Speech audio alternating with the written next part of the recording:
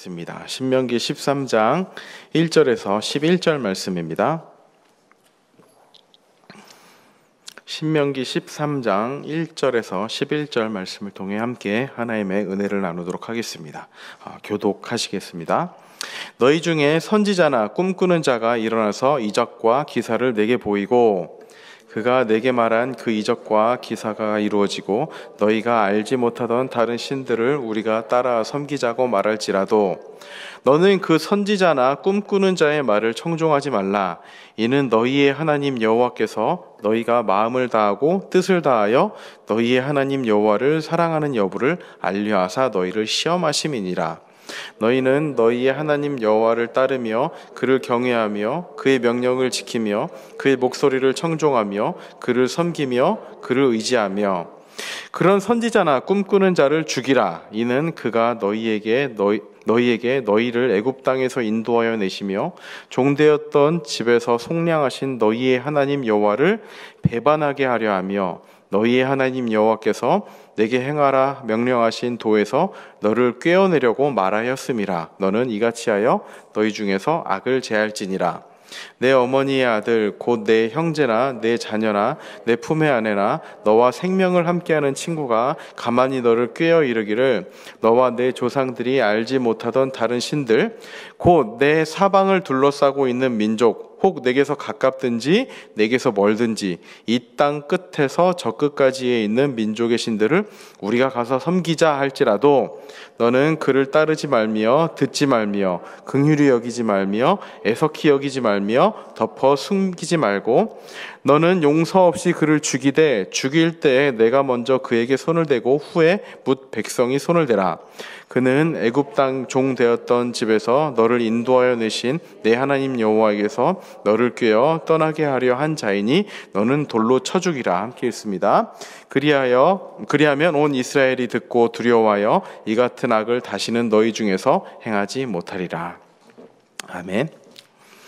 바로 앞장이죠. 12장에서는 그 모세가 가나안 사람들의 우상 숭배에 대해서 강력하게 경고를 했습니다. 가나안 사람들의 우상 숭배에 물들게 되면 그 부도덕하고 비윤리적이고 가증스러운 삶으로 전락하게 될 하나님의 백성으로서의 삶과는 어울리지 않을 그런 것들이 걱정되었기 때문입니다. 그래서 가나안 땅에 들어가게 됐을 때 철저하게 완전히 우상을 멸하라는 이야기를 12장에서 전했습니다. 직전까지 전한 거죠. 그리고 이어지는 말씀이 오늘 본문의 말씀입니다. 오늘 본문에서는요, 내부적인 위협에 대한 이야기를 하고 있습니다. 가나안의 우상은 외부적인 위협이었던 거죠.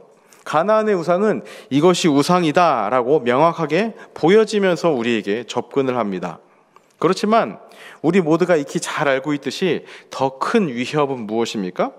우상이면서도 나는 우상이 아니다, 이것은 우상이 아니다 라고 접근하는 그런 내부적인 요소들, 우리를 교묘하게 속이고 들어오는 내부적인 요소를 통해 접근하는 그런 유혹들입니다. 그 첫 번째 예를 들고 있는 것이 1절부터 5절까지의 말씀입니다. 1절과 2절입니다.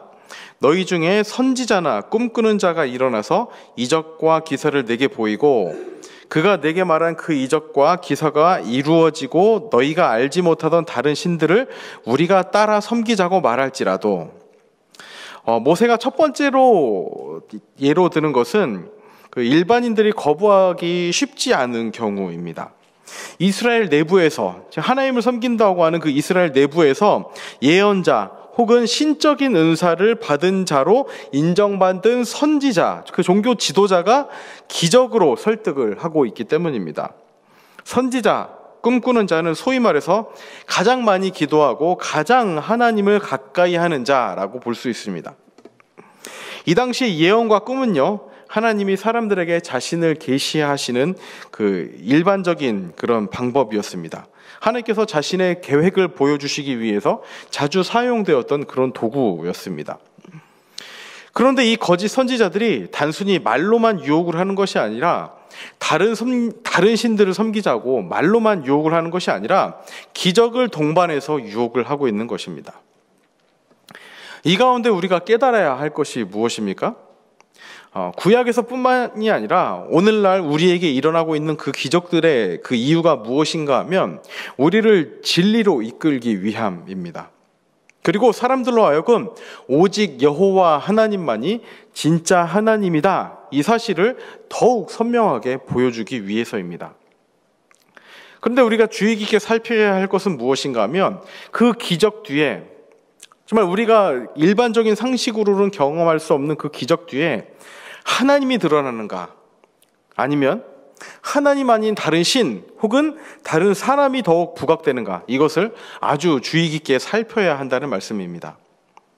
동시에 설령 그 기적이 너무나 신기하다 할지라도, 정말로 신기하고 정말 하나님 아니면은 이런 기적을 행할 수 없다라고 그렇게 우리가 인정할 수밖에 없는 그런 기적일지라도 그 기적 자체가 하나님께로부터 오지 않을 수 있다는 것입니다.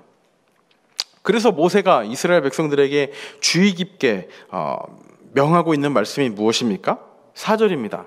너희는 너희의 하나님 여호와를 따르며 그를 경외하며 그의 명령을 지키며 그의 목소리를 청종하며 그를 섬기며 그를 의지하며. 모세는요, 이스라엘 백성들에게 중요한 메시지를 정할 때면 항상 들으라 라는 말로 주의를 환기시켰습니다. 이스라엘아 들으라, 이렇게 계속 명했던 거죠. 하나님의 말씀을 들으라는 것입니다. 우리가 보통 쉐마, 쉐마라는 말이 들으라라는 그 명령형 동사인데, 이 쉐마라는 말을 거듭거듭 반복해서 모세는 이스라엘 백성들에게 하나님의 말씀을 들으라라고 하는 것입니다. 하나님의 목소리를 청종, 즉 잘 들어야 한다는 것입니다. 눈에 보이는 수많은 유혹에 쉽게 넘어가는 것이 아니라 하나님의 말씀을 잘 듣고 그 말씀을 우리의 마음에 새기라고, 그 말씀을 잘 지키라고 권고를 하고 있습니다. 우리 눈에 보이는 그런 유혹거리에 쉽게 넘어가는 그런 삶이 아니라, 이 듣는 것의 의미가 무엇입니까?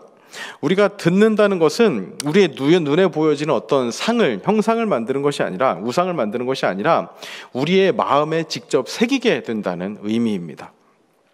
그것처럼 단순히 우리의 눈을 유혹하는 그런 것들 아니라, 그래서 이 증거가 있으면 믿고 증거가 없어지면 안 믿는 그런 것이 아니라 하나님의 말씀을 잘 듣는 가운데 그 말씀을 우리 마음에 새기라고 오늘 권면하는 것이 모세의 말씀입니다. 1절에서 5절의 경우가 교묘하게 우리의 눈을 유혹하는 경우였다면 6절부터 11절은 우리와 관계성이 깊은 사람들을 통한 유혹에 대해서 설명을 하고 있습니다. 6절과 7절입니다.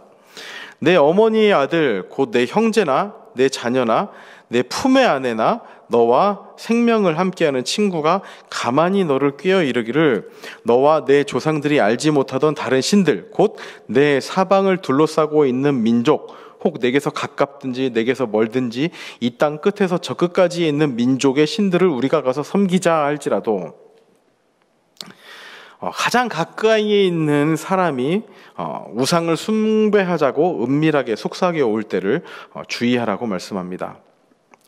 가장 가까운 사람의 속삭임은 그만큼 물리치기가 쉽지 않기 때문입니다.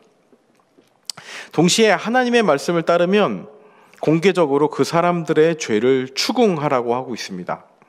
그런데 그렇게 하기보다는 오히려 가족이기 때문에, 가깝기 때문에 그를 묵인하는 쪽을 더 쉽게 선택할 수 있게 되죠.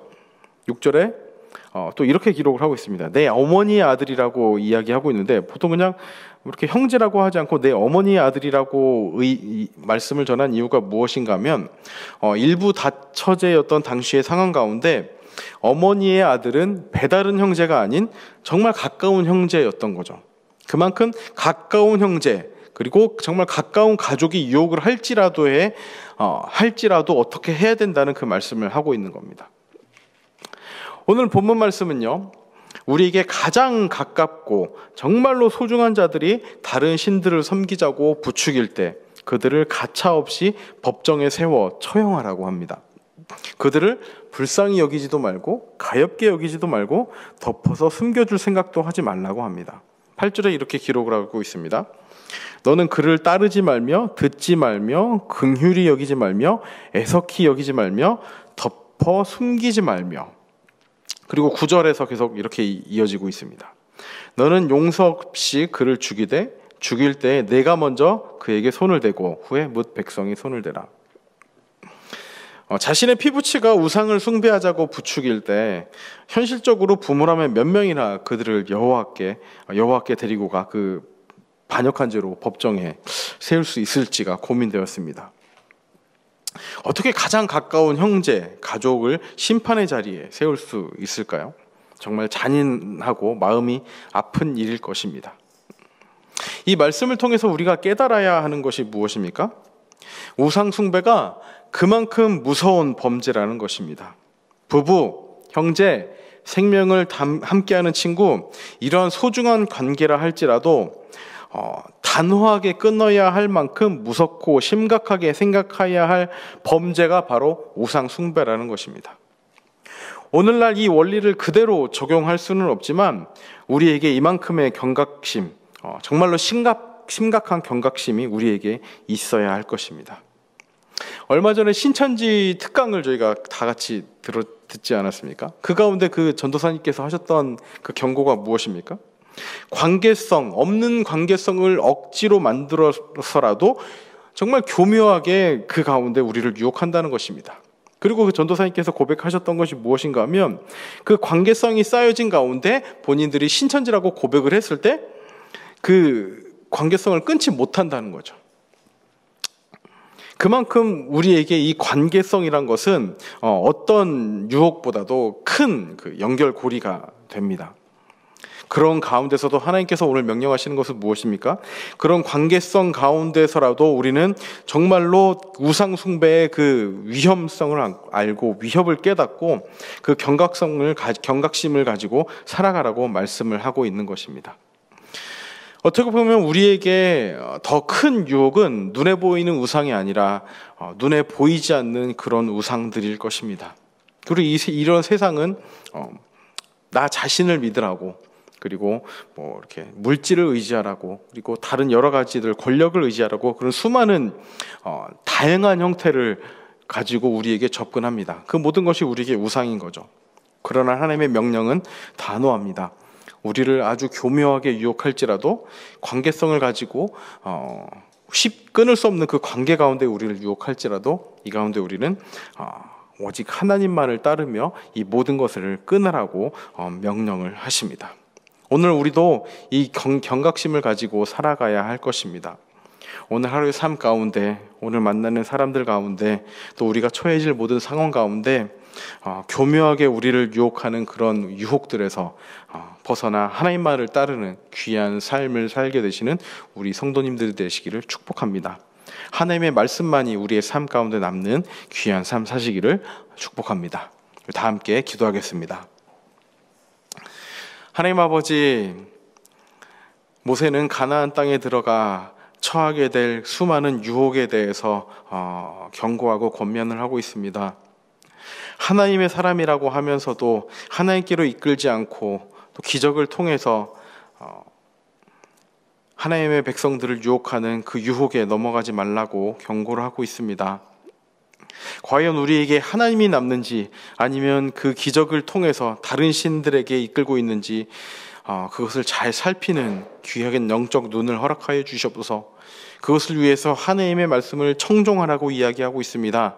하나님의 말씀을 잘 듣고 그 말씀을 우리의 마음에 새기는 우리 모든 성도님들 될 수 있도록 인도하여 주시옵소서. 하나님, 또한 우리와 가장 가까운 자가, 가족이, 또 친한 친구가 우리를 유혹한다 할지라도 그 관계성보다 더 심각하고 중하게 여겨야 할 것이 우상 숭배를 끊어야 한다는 그 단호함임을 오늘 말씀을 통해서 확인했습니다. 하나님, 인간적인 관계 때문에 우상을 숭배하게 되는 어리석음이 우리에게 없게 하여 주시옵소서. 인간적인 관계보다 더 중하게 여겨야 할 것이 하나님과의 관계임을 잊지 않고 살아가는 우리 모든 성도님들 될 수 있도록 인도하여 주시옵소서. 교묘하게 우리를 유혹하는 그 유혹거리 앞에서 하나님의 말씀만이, 진리만이 담대하게 선포되어지는 우리의 삶이 될 수 있도록 이끄시고 인도하여 주시옵소서. 오늘 하루의 삶을 붙들어 주실 하나님을 찬양하며 감사드리며 예수님의 이름으로 기도합니다. 아멘.